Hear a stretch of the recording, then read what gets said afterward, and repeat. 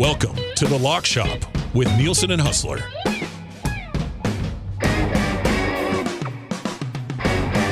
It is 11:03, and this is The Lock Shop. Thank you very much for being here today. Dustin Nielson with you on Edmonton Sports Talk. And Edmonton Sports Talk, of course, brought to you by our partners at Play Alberta. Make your bets count for you and everyone else with the Play Alberta app with hundreds of player prop bets on the biggest leagues, NFL, CFL, NHL, NBA, MLB, you name it. You're not just playing for fun, you are supporting your province. Play Alberta Revenue helps fund Alberta programs and services. Deposit today with the promo code YAG50 and get an EST exclusive $50 free bet to get started. Those codes will expire at the end of May, and we will reload new codes next week. So make sure you take advantage of those codes right now. You can text us anytime on the Lock Shop at 780-218-9999, 780-218-9999. If you're watching over on YouTube today, hammer the thumbs up for us. Sub to the channel if you haven't already. We would very much appreciate that as well. And chime in the nasty chat. We're going to lay things out for you. Then we'll bring in Huss from Winnipeg Sports Talk. And if you're not yet subbed to the WST channel, make sure you do that as well. All right, here's what we've got already live over at Play Alberta. You just go to playalberta.ca, click on sports, or if you have the app, just download the app, click on sports. Zach to come in the house today. Socks are pulled up really high. Here are your EST specials so far. If you go, you'll see sports, and then quick links, odds boost, daily specials, EST specials. These are the two that we've got in there so far. Panthers to win, Barkov point for Hagee point, plus 190. And then Anthony Edwards over 41.5 points, assists, and rebounds. That's Dusty's play of the day. I put that out on social media. That's minus 122. So the early bird bet, plus 190. Barkov for Hagee points. Panthers finished the job tonight. And then Anthony Edwards over 41.5 points, assists, and rebounds. He has comfortably passed that in each of the last two games. I think that total of 41.5.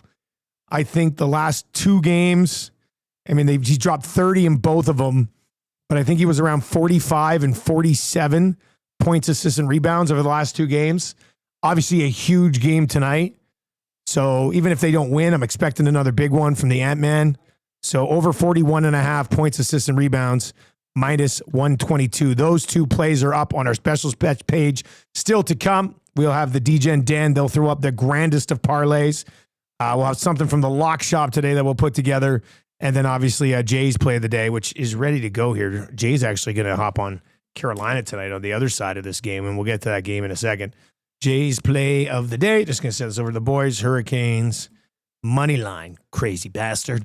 But who knows? Maybe he's right. All right, let's bring in Huss from Winnipeg Sports Talk, WST, every day at noon Edmonton time over on the Winnipeg Sports Talk channel. Huss, what's up, my man? How was the weekend? Well, probably not as good as everyone in Edmonton. Yeah, pretty good right here right now, buddy. 2-1 series lead, looking pretty good in doing it. And chance, look, there's a chance, Huss.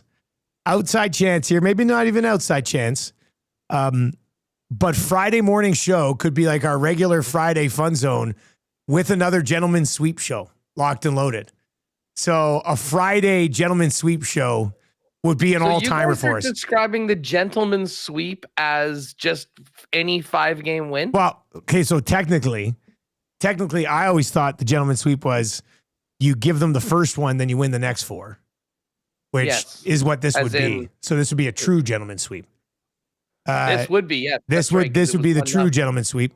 Last show when we did we called it a modified gentleman's sweep, in which you just gave them a game. Plus, Draisaitl scored. Vegas didn't shoot a game winner into a net, I guess. And then Reed Wilkins describes the gentleman's sweep as win 3, give them the 4th game because it's gentlemanly, and then win the 5th one. So who knows? Who knows, really? But what was yours? The first one and then 4, right?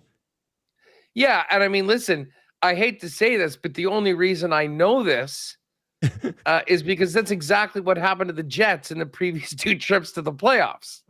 Look great, win game 1, and then lose 4 straight.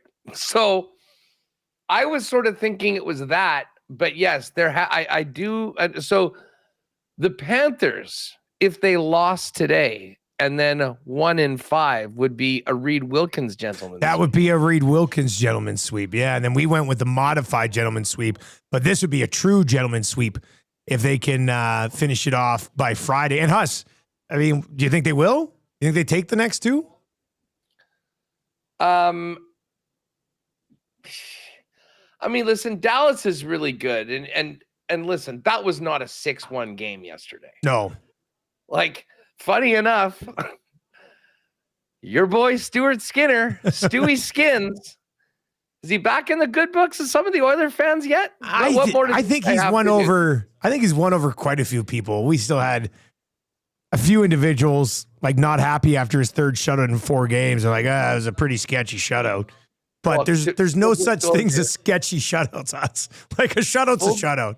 Like, full disclosure, I saw that tweet that you had of that guy that was talking about expected goals or whatever. Yeah. And still bitching about a goalie that had run off back-to-back shutouts and 3 shutouts in 4 games.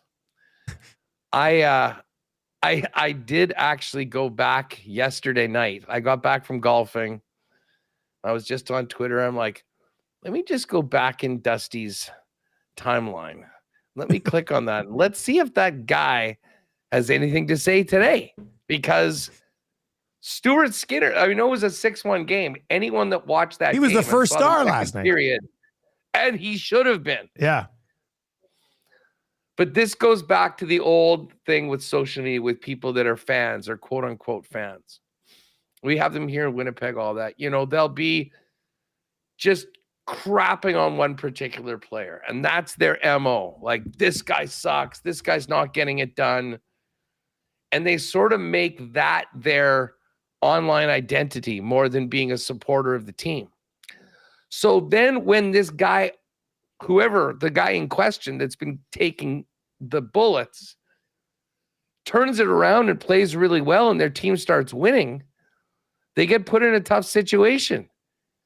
Do you own it and be happy that your team is winning? Or do you go quiet or double down, kind of turning yourself against your own team because you care more about being right about these takes you had, killing a guy who's now helping you win and get back to the Stanley Cup final? It's a very interesting conundrum when you get too tied in on these takes online. I hope that guy enjoyed the game yesterday. Well, I hope he did. I mean, he was able to enjoy a nice Oiler win in the playoffs. It's kind of big.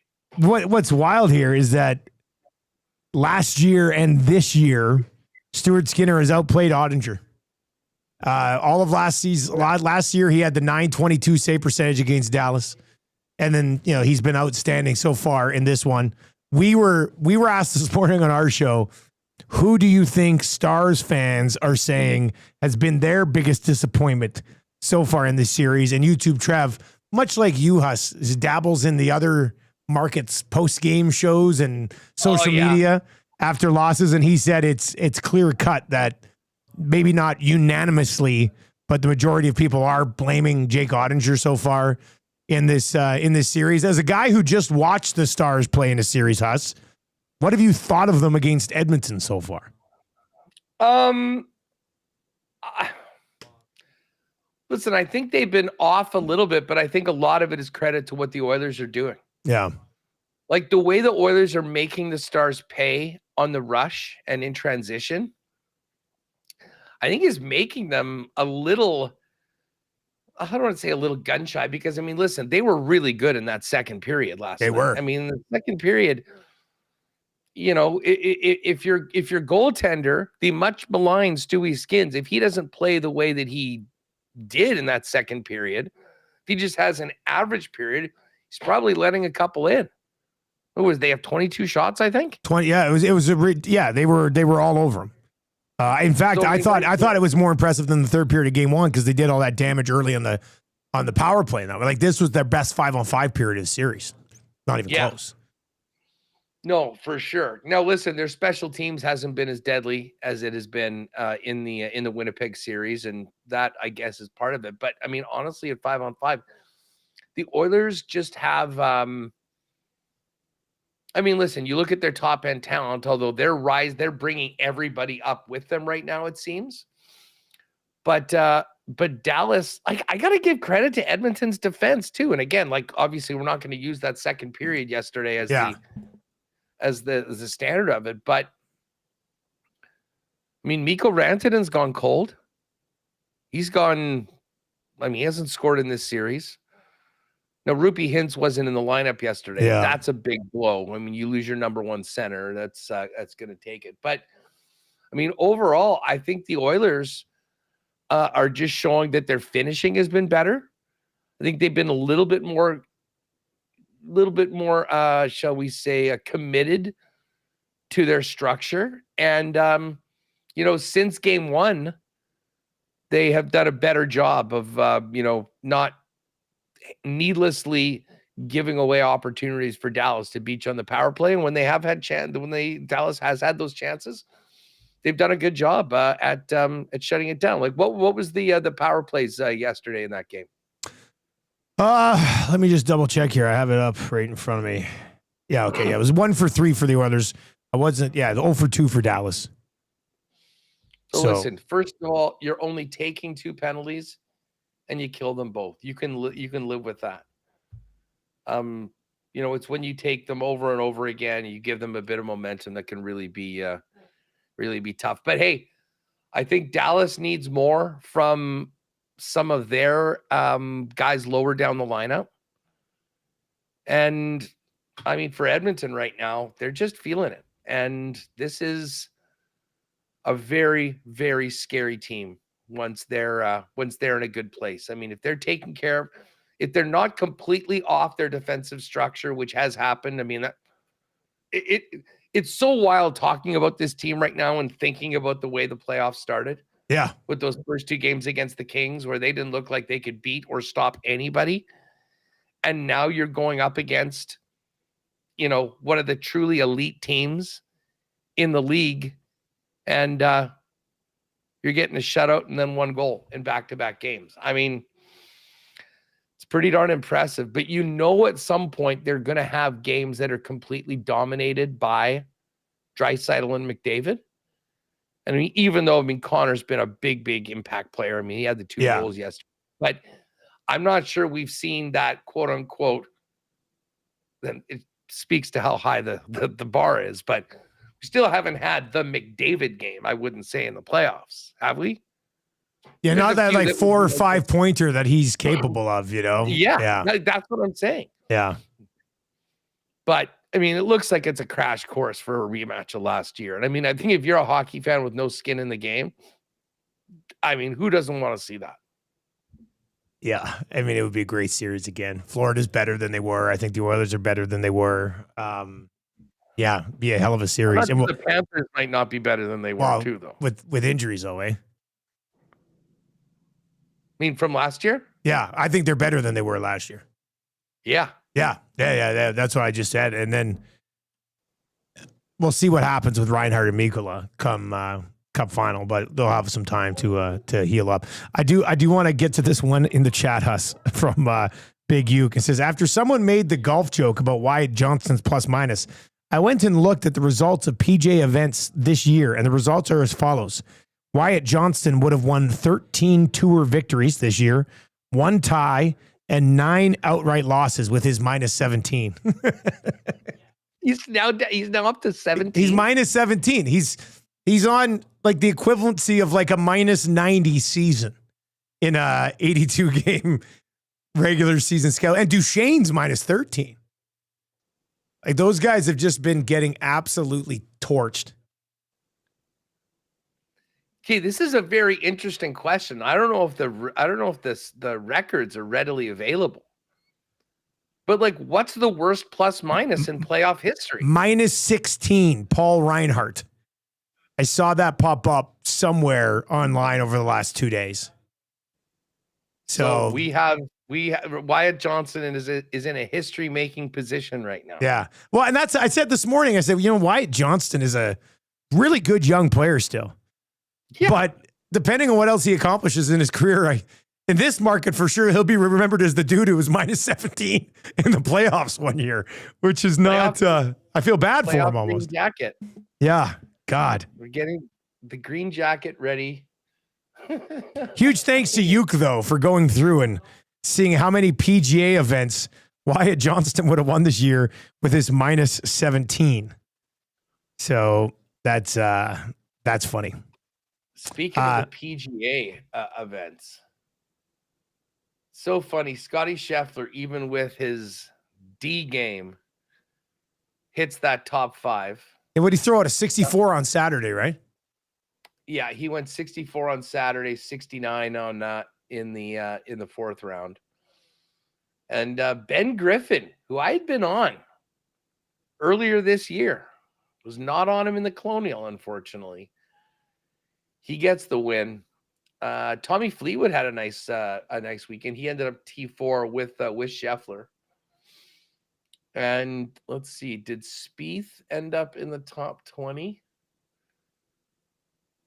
I put something together with Spieth top 20. No, he was T36. But then Davis Riley coming off a T2 at the PGA last week, and the defending champion didn't make the cut, which was unfortunate. Memorial this week. Arnold Palmer, going to be hosting. That's always a fun one, yeah. The top teams in the tour. But yeah, I mean, just back to wrap the Oilers here for a minute. They're feeling it. I was worried about that game yesterday for Edmonton. Just in that, it's that 1:00 start, Sunday afternoon. They're in a good spot. Just sometimes I find for the home teams, it's maybe a little more off-putting and just it's not the normal routine. Whereas if you're on the road, you're sort of desperate. I thought it might be easier to lock in on that. And I guess, to be honest, that probably was the case, with the exception of Skinner really winning that game for them in the second period. And then, McDavid with that late goal. That's a series backbreaker, man. Like, you're Dallas, you get one, you're pushing, you don't get to Skinner again. You're thinking, okay, well, you know what? We'll be down 2-1 going into the third. That's okay. We'll keep pushing. And then the best player in the world gets you. I just deflate the room instantly. Like that. At that point, you're like, well, what the hell else are we supposed to do? We just gave them the best we have 5-on-5, and we still only came out of that period even, and now we're down 2 going into a critical game 3 or period 3 of game 3. Hey, how much have you guys been talking about Zach Hyman and what he's doing? Quite a bit. I said this morning, and we're going to get into it on the oil stream a little bit more. I mean, he's hitting absolutely everything that moves all the time. And I think, and I don't even know where one would confirm this, but last night's game might have been the first ever 2-goal, 1 assist, +5, 10-hit game in NHL history. Like, nobody's rolling out 10 hits, +5, 2 goals, 3 points. Like, he's just been an absolute nightmare for opposing blue lines. And I mean, it can't be easy. He's literally double digits almost every night in the hit category. But he hasn't slowed down, man. In fact, I'd say after last night, like, he's starting to look even better. So has he spoken? Like, I haven't heard him talk at all this playoffs. Has he talked about the fact that he's now this hitting machine? I mean, I think I'm sure he's discussed it. You're right. They're not trotting him out there all the time, but I'm sure he's discussed it. Yeah. I'd really be interested just to hear what he has to say with all of that. And the thing is, I mean, I guess he's been going out, like, as of right now, they're going Nuge, McDavid, and Hyman. Yeah. But the one thing that's interesting about the Oilers, and it's a very stark contrast to the Jets, is just how much they switch their lines up and how much they'll throw guys out with other guys. Winnipeg was pretty stock and standard. You've got your top line, you've got the Lowry line, you've got those other guys, and would usually take someone getting hurt, in a game to see that mixed up. Give Knobloch some credit, though. I mean, he kind of has a feel for his team and knows where the pieces fit. And yeah, like in very game. willing to. Yeah, because they've been rolling. It's funny because they've been rolling the same lines here for quite some time, a very long time compared to what we would usually see in the regular season. But in game, he makes these adjustments for like just one or two shifts, and then they go back to the regular setup. And I never really think about the game as a head coach, like from that sort of viewpoint of the opposing head coach. When you go, okay, wait a second, what's this now? Okay, well, we have to adjust. And then they come out for the second time. You go, okay, I think we did a better job. And then they go back to what they had originally. And you're like, oh, okay, well, I wasted my time thinking about this and never thought about the head games that you can play by doing these little tweaks here and there. Yeah, well, and Pete DeBoer is like he'll do that as well. But the thing that's a little dangerous, and this burned Winnipeg in game 1 of last series, was he'll try and get Rantanen out with other lines. Essentially, like, especially when they were going 11-7, like they're playing their top line. And I mean, Rantanen was used to playing like 23, 24 minutes a night with McKinnon in Colorado. Yeah. So he's used to the extra load. So they will throw him out with the fourth line at times and just have him take extra shifts.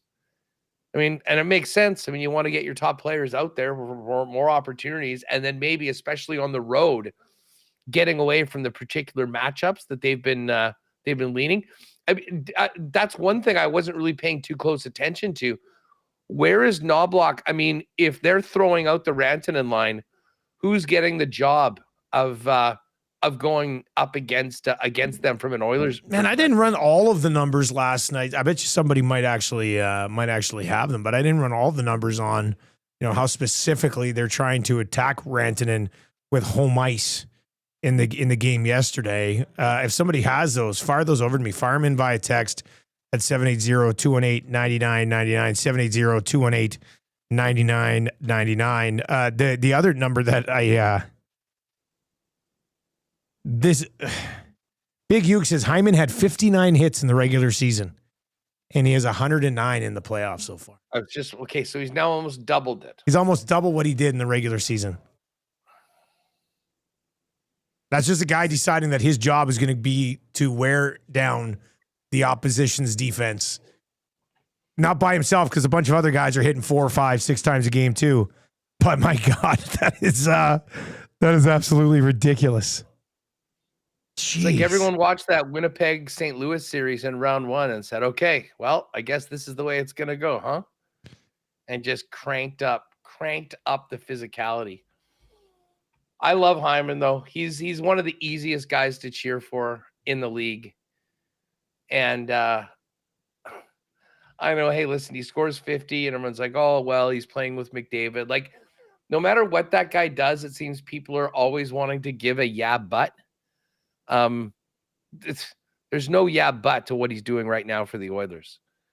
I mean, he has been a physical presence, reliable, good defensively, opportunistic, scoring. I mean, you mentioned the +5 in a game. And again, we probably never spend as much time talking about plus minus ever than just this series, just because of the funny things like the bizarre numbers that the Dallas Stars have and the Wyatt Johnson green jacket. But to your point, 2 goals, 1 assist, +5, 10 hits. It's never. I'd be very like other guys who were going to be hitting 10 times. I mean, and +5. Maybe somebody on the Florida Panthers last year, like maybe they hit a ton. Maybe somebody pulled that off, but I just... You know how hard it is to be +5 in a game? Yeah. Near impossible. Like, there might be a list of, like, let's see, guys. I wonder if I can find guys who've been +5 in a playoff. I wonder if that's out there. Because basically, you're hunting down the Elias Sports guys and going, hey, we've got basically what you're looking at. Oddball questions for you guys. Maybe you can help. Can you please tell me? That's one of those things where... in the NBA, they always have various stat lines, like first guy to have 3 points, 2 blocks in the third quarter. Like, this seems very NBA statish of me, but I would love to know if anybody else has ever had that, or did we witness a unique NHL game yesterday afternoon from from Zach Hyman. Hey, by the way, lock shoppers, everyone's all fired up. We've got almost 250 live on YouTube right now, which is great for Lock Shop. We've got 41 thumbs up. Thumbs up for Stewie Skins and a big win on the Oilers and the Lock Shop yesterday. Let's see. If you're with us right now, please do us a favor. Hit that thumbs up button. Let's see what sort of momentum we can get with some likes today. Thumbs up. We smashed through 100, no problem. Let's go. Just hammer the thumbs up if you're watching right now. I don't push the Lock Shop out to others who can also enjoy it. Huss, let's stick with the National Hockey League and maybe we'll talk some hoops. And we'll also lay out our plan for CFL futures this week. Probably a player prop show, team prop show. Hey, I would think. Yeah. And we got our golf show Wednesday. Hey, if we're just finishing with the Oilers and Stars, I just have one more question to ask you. Okay. How was the text line when talking about Peter DeBoer and is there anyone that pleads with the officials more than the media than DeBoer? He does like to do that, doesn't he? And you know what? His pleading. We didn't have a show the morning after game 4 or game 2 because it was a Friday night. So I didn't really get a good sense of what it could have been like. But the post-game show was spicy, that's for sure. Yeah, well, listen. I mean, did Darnell Nurse whack Hintz? Yeah. He whacked him.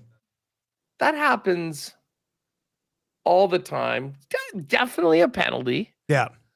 But I mean, watching the Dallas fans go crazy. And again, hey, listen, I'm not about to tell you that if that was in Winnipeg and I was that guy, I wouldn't have been one of those people going 5, but come on. Listen to 5. And then for him afterwards to be lobbying, if that was McDavid, that's 5 for sure. I mean, listen, McDavid takes his fair share of abuse too. I mean, It's not like he just goes around untouched. And I'll tell you what, if McDavid cross-checks a guy and he turns around and whacks him, the guy's going to probably get 2 minutes, much like it happened. I mean, the revisionist history of Pete DeBoer cracks me up all the time. Great coach. You don't want to get into his you don't want to get into his 7th game with him. But right now, it seems like he's flailing a little bit. But I was wondering how much heat he was getting from Oiler fans, or maybe just post game for sure. Yeah. Post game for sure. My buddy texted me yesterday. Not a Oilers fan or just a hockey fan who was watching the game. He goes, the fact, it was about 5 minutes in. He goes, the fact that nobody on the Dallas Stars has slashed the top of McDavid's foot yet just goes to show how soft the National Hockey League has become. It's like 20 years ago, somebody gone out and Bobby Clarked Connor McDavid to start game 3. Yeah. Well, we'll see where it goes. We'll see where it goes from here. I mean, we'll get into it obviously more tomorrow.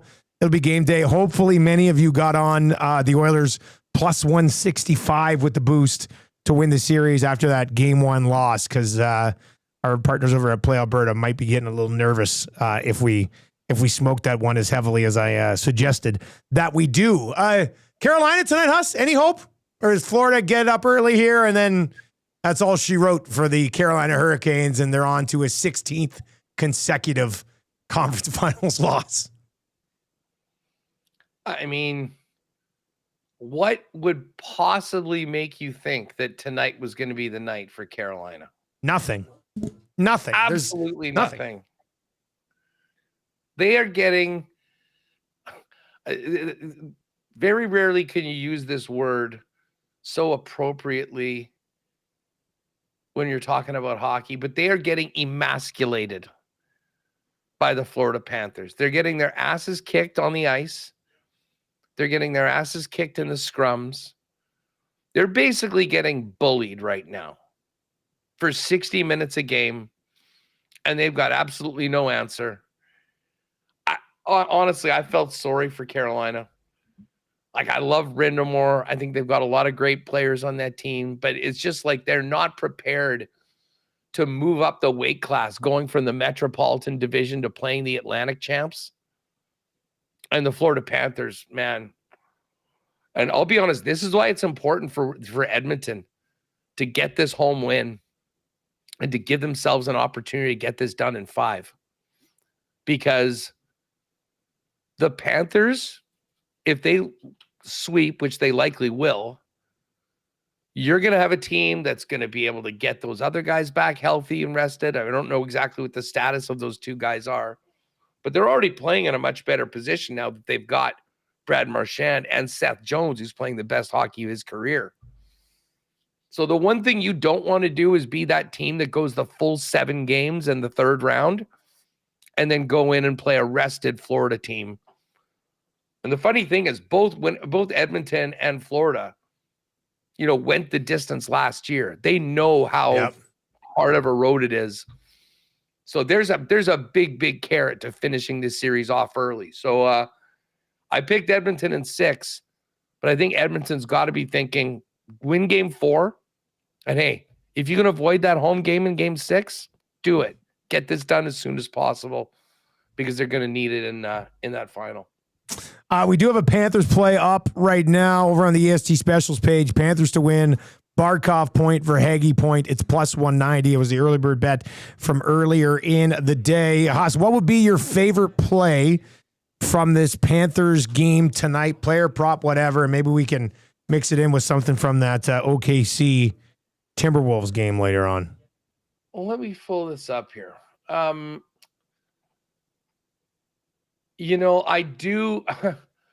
think Verhaeghe is my guy for tonight, especially with Reinhardt out.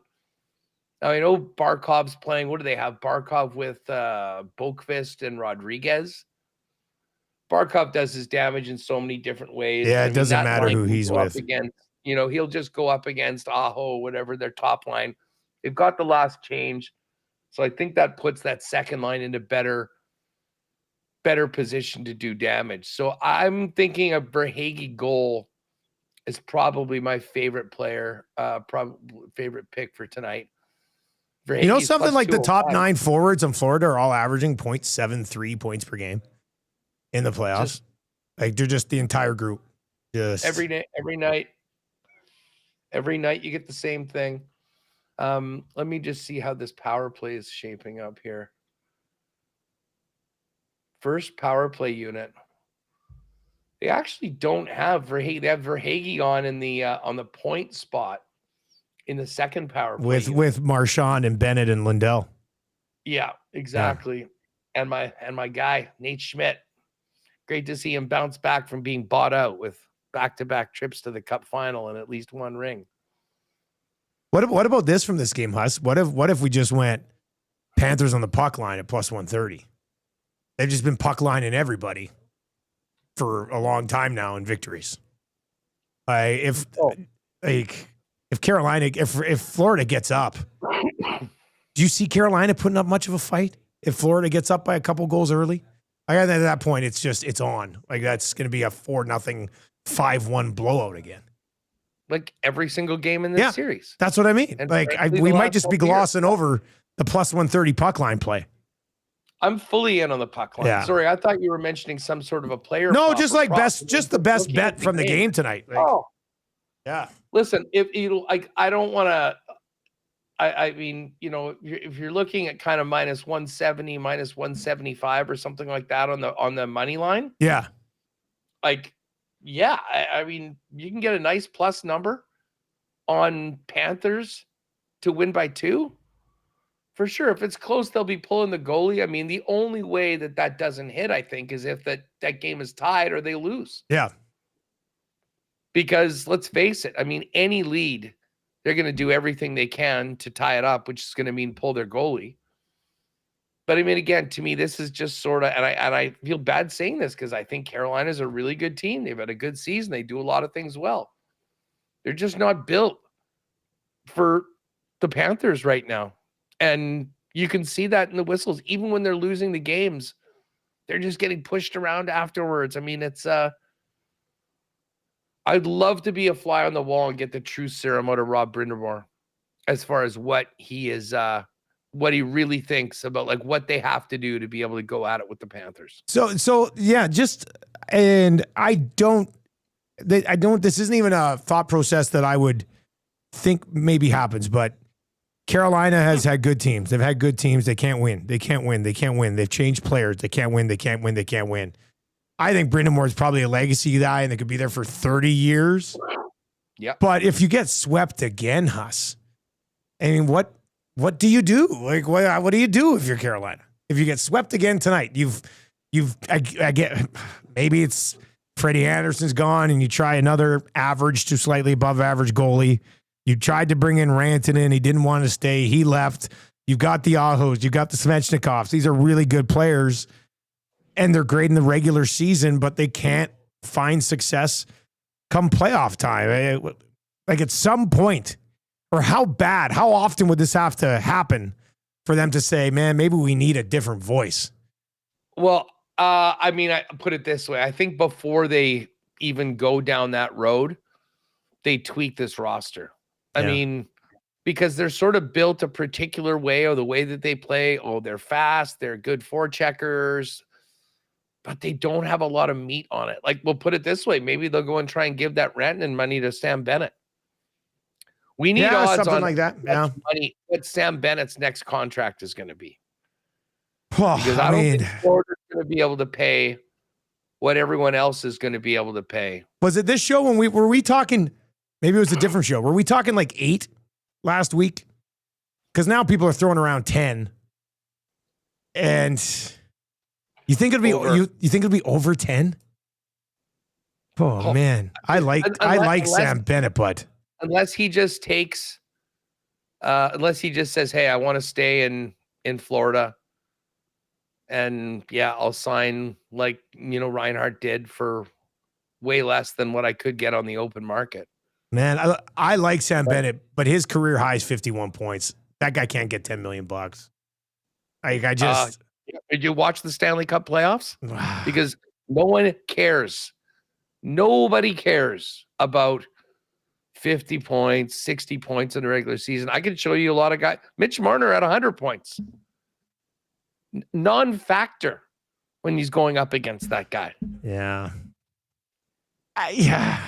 But 10 mil? I mean, I could be convinced of 9, but $10 million bucks? Is it an overpay? Yes, but dude, guess what happens when guys free agency? Okay, that's God, somebody's going to be sitting here next year. Free agent class this year. Well, somebody's going to be sitting here next year in the regular season, being like, Sam Bennett's got 45 points. We're paying him 10 mil. It's just unless you're Carolina, like maybe a team like Carolina, where you're looking at going, yeah.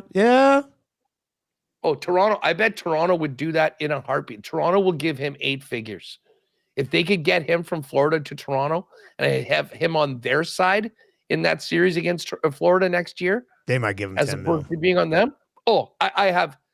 If they could say, oh, we're going to let Mitch walk. Yeah, no worries. Oh, and Tavares is gone too. And we're going to have Sam Bennett slide in that spot playing for Berube.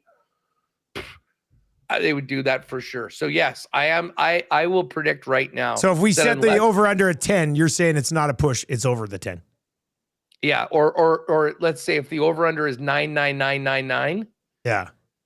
And this is the caveat that he doesn't sign with Florida. If he signs elsewhere, if he doesn't stay, because if he stays in Florida, it'll be 8.5, it'll be 9, it'll be whatever they work out that can keep them cap compliant with those other players. But like I'm telling you right now, if the Leafs have 20 million in cap space, there's only so many guys out there. And I know the Leaf fans will tell you, well, no, we're saving the money for next year with the big free agent class.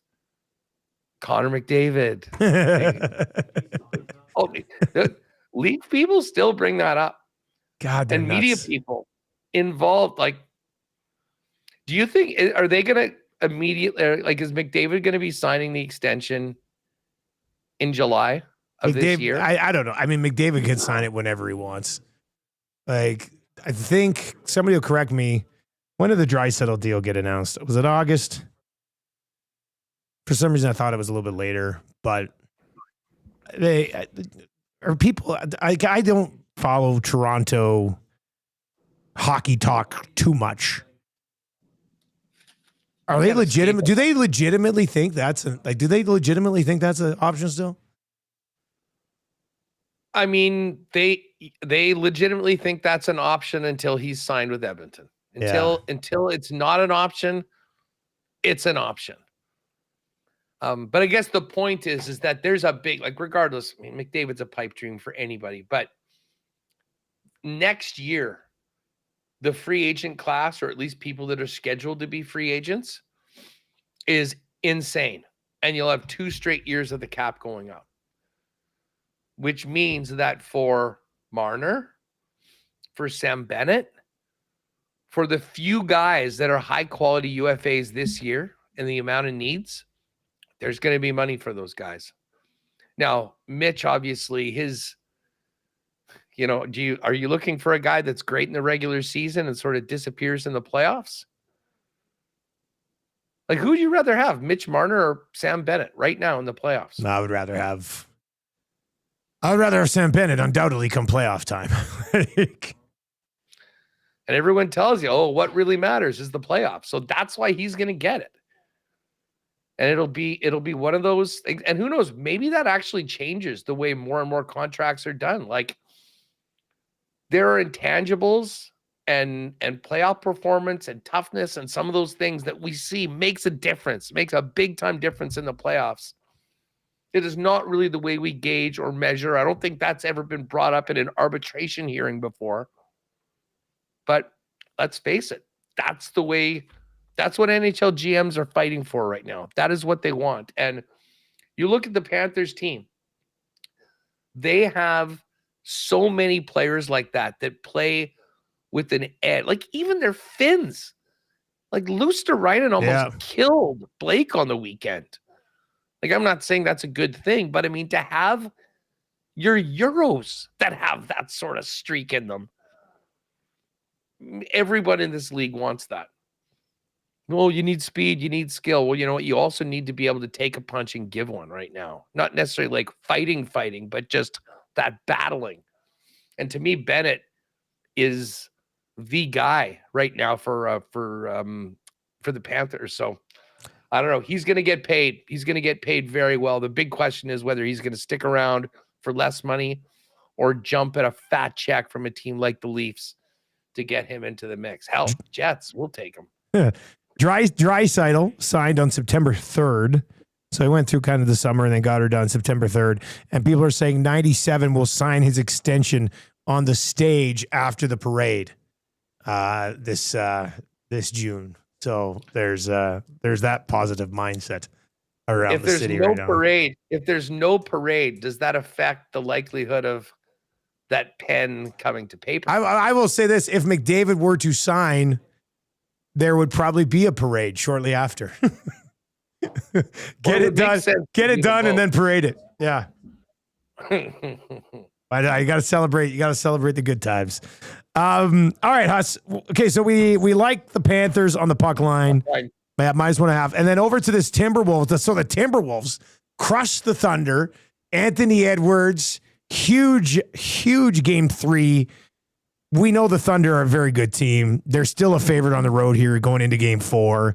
Does the Ant-Man and his group of Timberwolves find a way to get the split here? Or do you think OKC says, learned our lesson, take you more seriously here in Mini. We'll go out and get it done tonight. The spread is 3 right now. It was 2.5, has moved to 3. My initial thought is OKC wins this game. Like, okay, they just had a terrible game.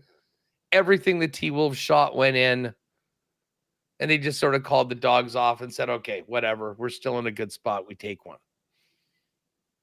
But then I think about it. I mean, this is home court. No one's won on the road yet. I mean, if the Timberwolves step up tonight and get this game done, like we did see Denver go in and win a game in OKC in the last round. Yeah. I put it this way. I don't know whether I'm going to pick the Timberwolves, but I certainly think the value of them at the money line at +126 is a lot better than having to lay like -150 or something like that on the T-Wolves or on the OKC on the road.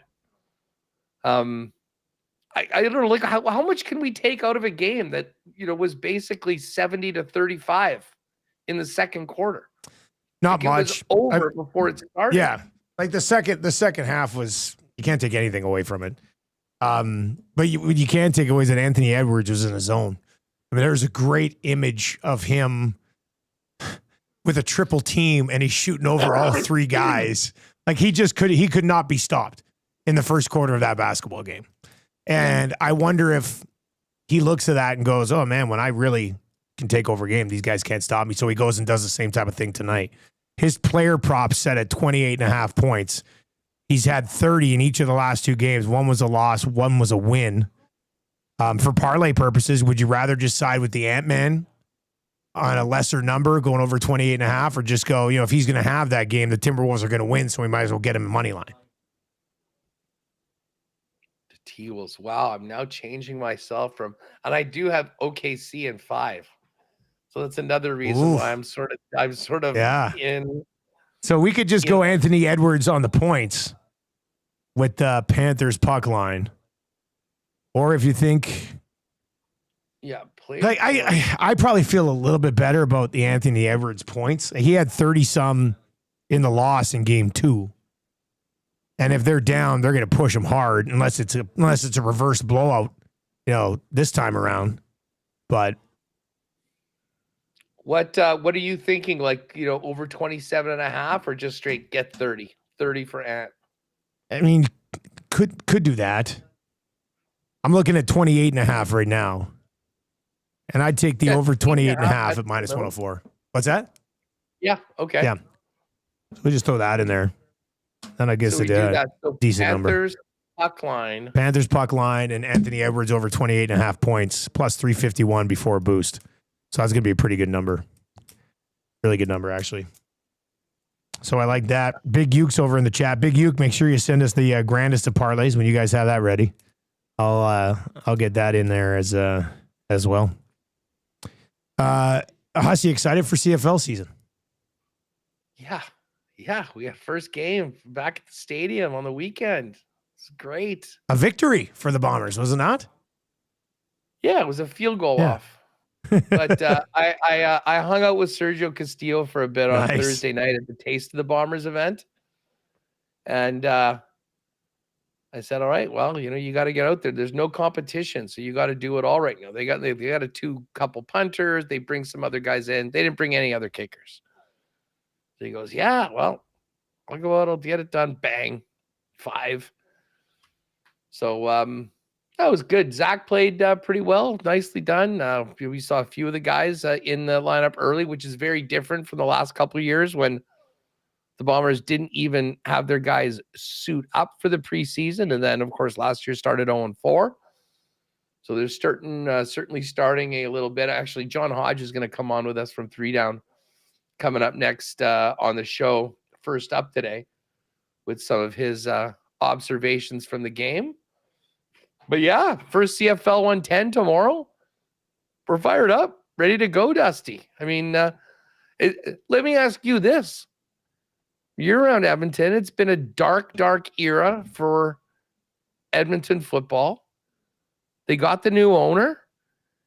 It seems like, at least from outside of the market, that there's a lot more life in this organization going into this season. How are you?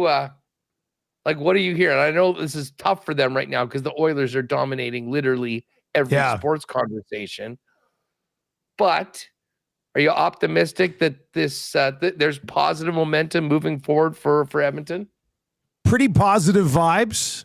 With that being said, doesn't matter if they come out and start slow again.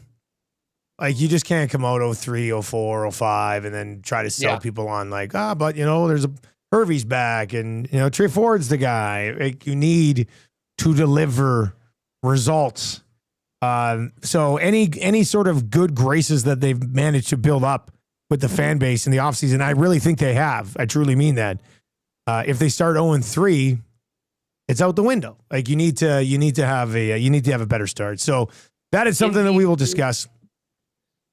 I'm just looking. NBC for their first game. Yeah, Snoop Dogg in the house.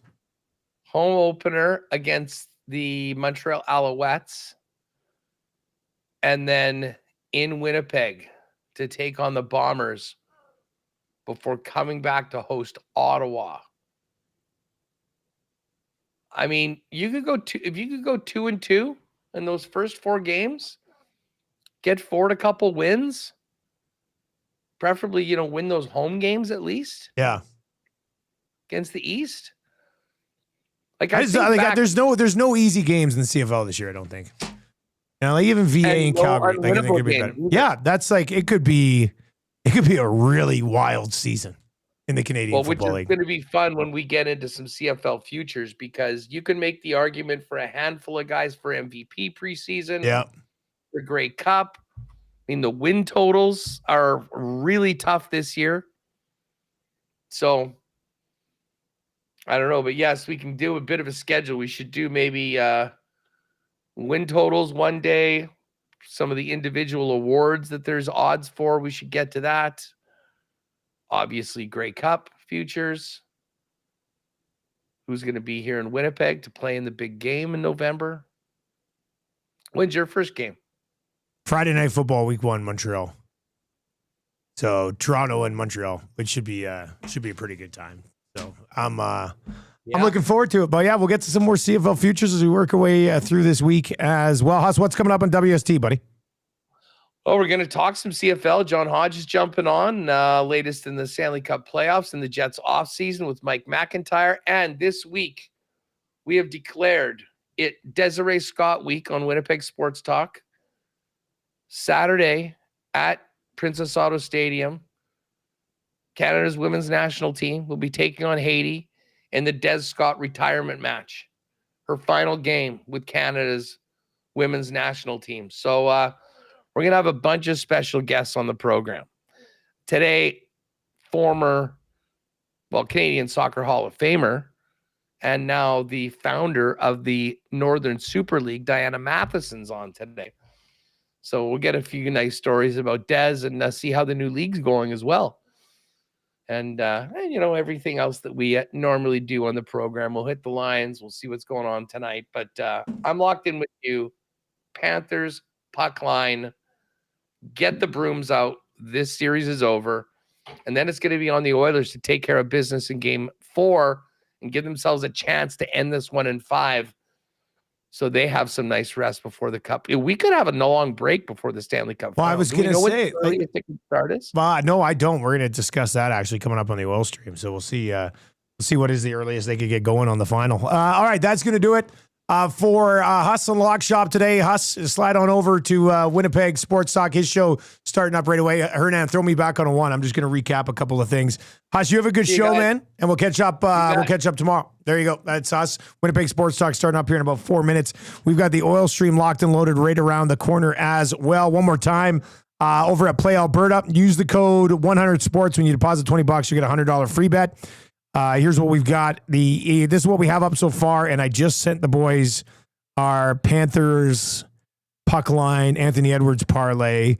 But Panthers to win, Barkov a point for Hagee, a point plus 190. Anthony Edwards over 41.5 points, assists and rebounds, minus 122. Jay's play of the day, he's on the other side of this thing. He's on the Hurricanes, plus 150. If you click on odds boost, there's a ton of different odds boost up there every single day as well. Just picking one, for example, both teams to score in both the first and second periods, plus 650 tonight as well. What's this one? Dallas to win the first period, Oilers to win the game. That's for our next game, plus 430. It's interesting. So, yeah, there's a bunch of Oilers Stars boosts already up over on Play Alberta on the odds boost page as well. But, yeah, use the code 100sports, $20 deposit, you get $100 free bet as well. All right, Oil Stream is coming up. We will continue to break down Game 3 and continue to look ahead to both the other conference final and, of course, the Oilers and the Stars. That's going to do it for the Lock Shop today. Thank you very much for rolling with us. Best of luck tonight, and we'll talk to you tomorrow.